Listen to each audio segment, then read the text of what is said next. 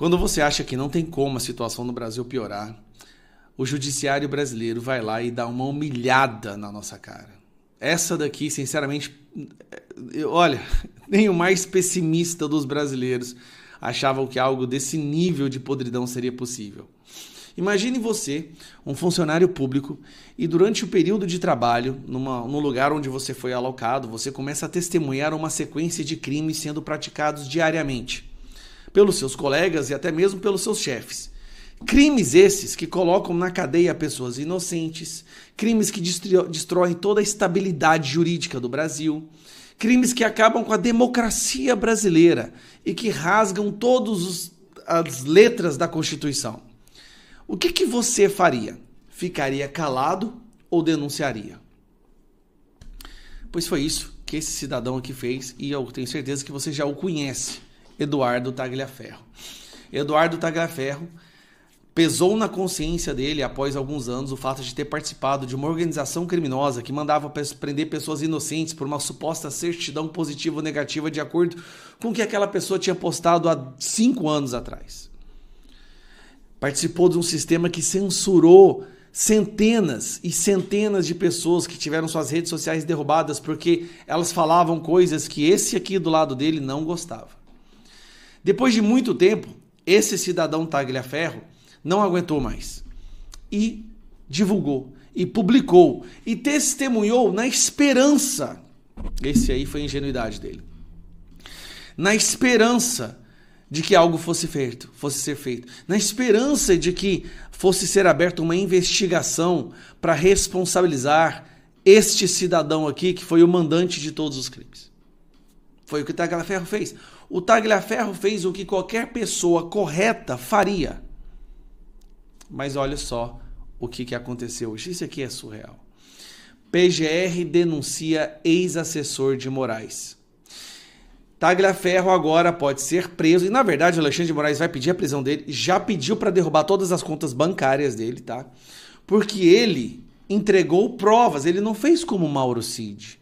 Ele não apenas falou coisas imaginárias. Ele apresentou documentos e provas, corroborando com tudo que ele havia dito, de um sistema de censura e perseguição e prisão ilegal e desrespeito ao devido processo penal, o processo de investigação por parte da equipe do Alexandre de Moraes. Ele entregou as provas. Isso gerou o Vaza Toga 1, onde veio lá o use a criatividade para se criar alguma coisa para derrubar a Revista Oeste, onde saiu que o Alexandre de Moraes queria derrubar e prender Eduardo Bolsonaro porque ele estava cismado e que ele passava o dia do recesso buscando coisas na internet para censurar. Isso foi o Vaza Toga 1. No Vaza Toga 2 ficou escancarado como que o sistema de prisão funcionava. As produções de certidões positiva e negativa. A chefe de gabinete do Alexandre de Moraes zombando das pessoas que estavam sendo presas. O fato de até mesmo o juiz assessor do Alexandre de Moraes falar que não aguentava mais e queria sair. A resposta do judiciário brasileiro não foi investigar as denúncias, mas prender o denunciante. Tagliaferro é investigado pelo vazamento de mensagens trocadas entre servidores do gabinete de Moraes no STF e TSE. O Tagliaferro teve que fugir do Brasil. Ele é um outro refugiado do Brasil. Foi para a Itália. Está refugiado na Itália com pedido de asilo. E de lá ele está fazendo toda essa documentação do que o Alexandre de Moraes, a Cristina, o Ayrton Ribeiro, toda essa estrutura que foi criada pelo Alexandre de Moraes fazia. Os crimes estão comprovados. Ao invés de se investigar os crimes, quer-se destruir aquele que fez a denúncia. Qual é a mensagem? Agora vamos chegar à conclusão. Bom, Tagliaferro já está com pedido de asilo, não tem como ser alcançado lá na Itália.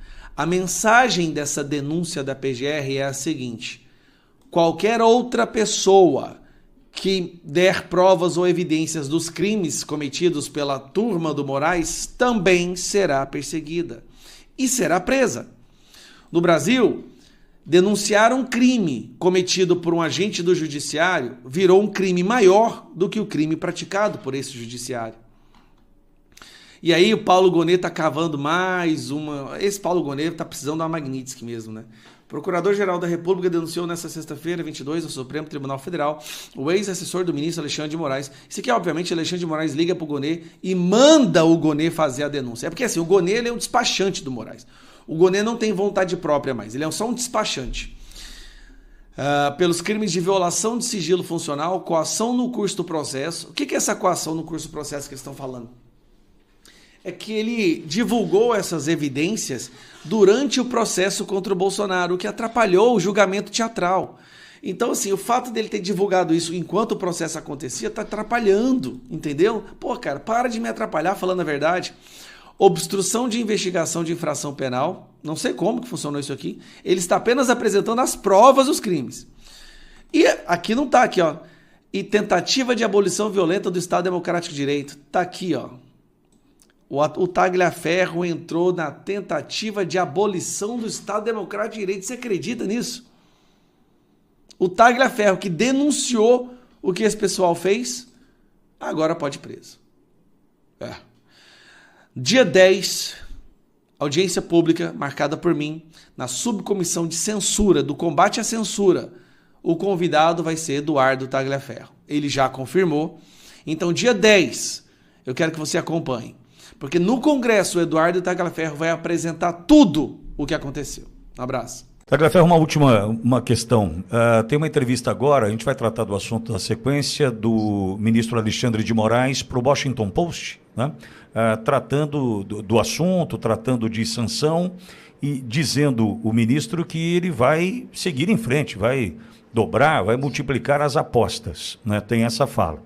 Aí no meio disso tudo teve o áudio vazado do Dr. Ayrton Vieira, né, num tom linear, flat, sem emoção alguma, dizendo que não teria condição de pular do barco porque ficaria ruim, né, constrangedor pular do barco naquele momento, enfim. Você entende que, de fato, independentemente do que já vem dos Estados Unidos, eles continuarão a multiplicar as apostas, Tagliaferro? Com certeza, eu não tenho a menor dúvida disso, entendeu? Se o Senado e a Câmara não tomarem um posicionamento e forem constantes, né, diariamente brigar por isso, ele sim, ele está se sentindo confortável, ele se sente dono de tudo, como todos do Supremo Tribunal Federal, e ele vai dobrar, triplicar, quadriplicar a aposta. Ele não vai ceder, ele é narcisista, ele vai continuar punindo com mais rigor todas as pessoas. E eu vou além, tá? Ele vai condenar Jair Messias Bolsonaro. Isso a gente tem certeza. Agora, nesse multiplicar a aposta, Tagliaferro, vejo você que pulou do barco, né, já pagando um preço altíssimo por isso. Não só a perseguição, bloqueio de contas, tentar inviabilizar a tua vida. É esse cenário hoje, né, é isso que você enfrenta, por ter pulado, né, eu estou usando o tema do Ayrton Vieira, pulado desse barco, né? Exatamente. Todos que são contra o sistema, principalmente aqueles que estavam próximos, né, entre aspas, apesar de eu não ter nenhuma proximidade com ele, encontrei com ele 3, 4 vezes em 8 meses de trabalho, serão punidos. Você vê que o próprio Ayrton Vieira se sente pressionado, entendeu? Ele, como magistrado, né, como um desembargador do Tribunal de Justiça de São Paulo, se sentia acuado, se sentia naquela posição. Imagina eu, um réis mortal dentro de um tribunal, entendeu? Não é fácil, cara. Não é fácil, é difícil. Mais difícil do que isso é, além de você se dedicar, de você ir para cima, lutar para salvar um país, ouvir um monte de besteira, de gente que não tem a menor noção, que não pesquisa o que está acontecendo, não vê o que foi denunciado já, falando besteira para a gente. Então, é muita coisa que desanima, Pitoli, mas eu não vou desistir. Não está no meu dicionário desistir. Fala, Olavo. Tagliaferro, nós estamos falando sobre o desembargador, né, o juiz auxiliar desembargador do Tribunal de Justiça.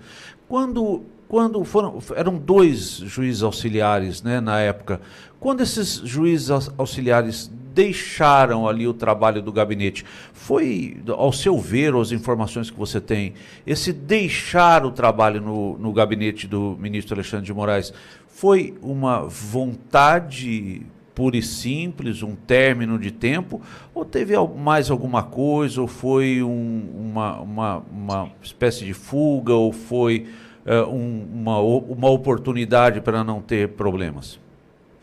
Olha, não defendendo ninguém, longe disso, eles também queriam ter saído fora, Você viu pelo áudio do Ayrton Vieira, no que ele fala que ele não pode abandonar o barco, que vai ficar uma situação ruim. Mas assim, o medo impera, a gente acaba ficando, Olavo, com as mãos atadas, entendeu? É muito fácil quem está longe falar um monte de coisa, eu quero ver estar perto, entendeu? Mas sim, eles tentaram, tinham muito desejo de não estar lá, mas o sistema é cruel, o sistema não deixa. Tagliaferro, eu caminho para o final e me permita, eu vou fazer aqui um desabafo, sabe? Naquele 9 de janeiro, na segunda-feira após 8, né? No dia 9, a gente viu o que aconteceu ali diante do QG, Tagliaferro. E aí a gente viu aquelas pessoas sendo levadas para aquele campo de concentração da Polícia Federal, expostas como animais, né, pelas ruas de Brasília. No meio daquilo tudo, Tagliaferro, eu tenho imagens de senhoras, um grupo de senhoras naquela quadra, de mãos dadas, fazendo uma oração pelas crianças que estavam na quadra da Polícia Federal há 24 horas sem comer e sem conseguir trocar as fraldas, né? E me lembro das senhoras num grupo de oração pedindo para que aquelas crianças dormissem. E acredite, um milagre, né, aconteceu ali, aquelas crianças dormiram com fome e sujas, com fraldas para trocar. Depois disso tudo, as prisões, né, tudo o que aconteceu ali da perseguição.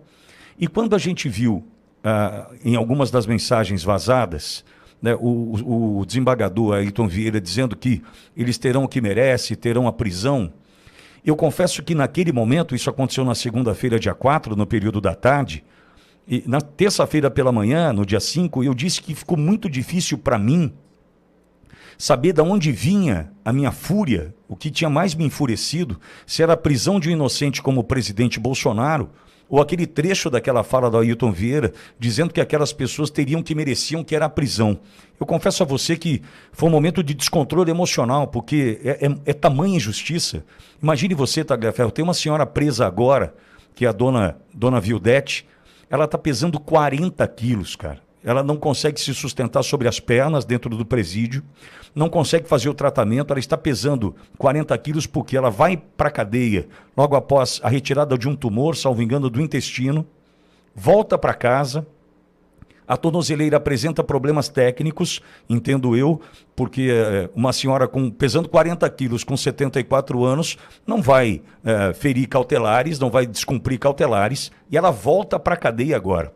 Diante disso tudo, a minha revolta e a minha fúria, Tagliaferro, como é que você está lidando com isso agora?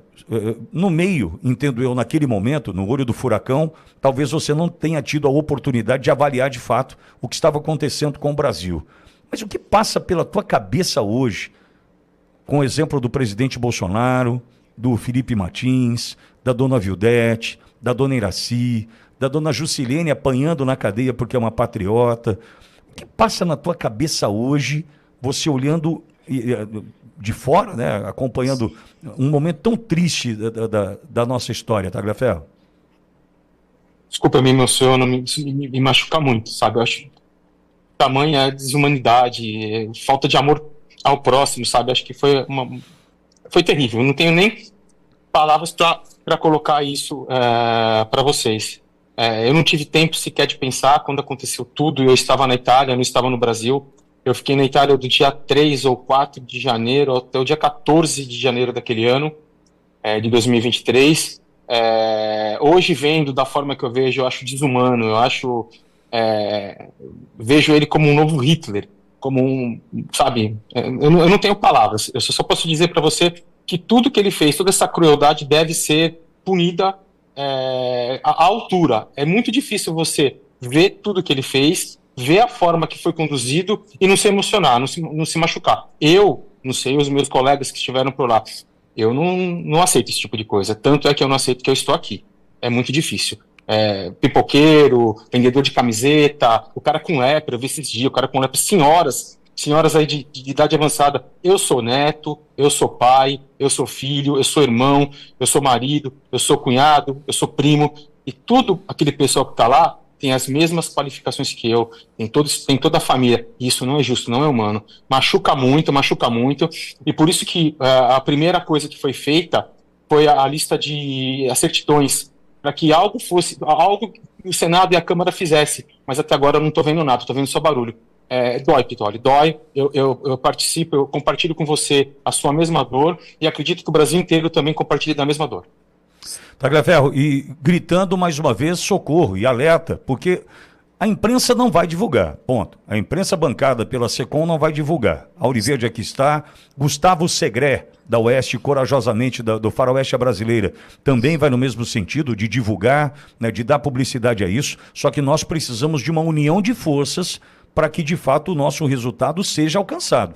Se a gente ouvir o que o Tagliaferro está fazendo corajosamente aqui e falar, puxa, que pena que foi assim, e nada acontecer, a gente vai morrer de sede de frente ao mar. Então a gente precisa, com muita atenção, olhar para os próximos passos, para as próximas publicações. Eu respeito a tua decisão, Tagliaferro, de colocar isso na mão de uma outra emissora, na mão de âncoras responsáveis, que estão te amparando nesse momento. Eu não tenho nenhum objetivo de ser o homem do furo de reportagem, longe de mim, mesmo porque eu seria aniquilado em instantes, eu seria aniquilado em segundos. Então, entenda que você conta com o meu respeito, né? E aqui você pode contar conosco, Tagliaferro. Obrigado mais uma vez.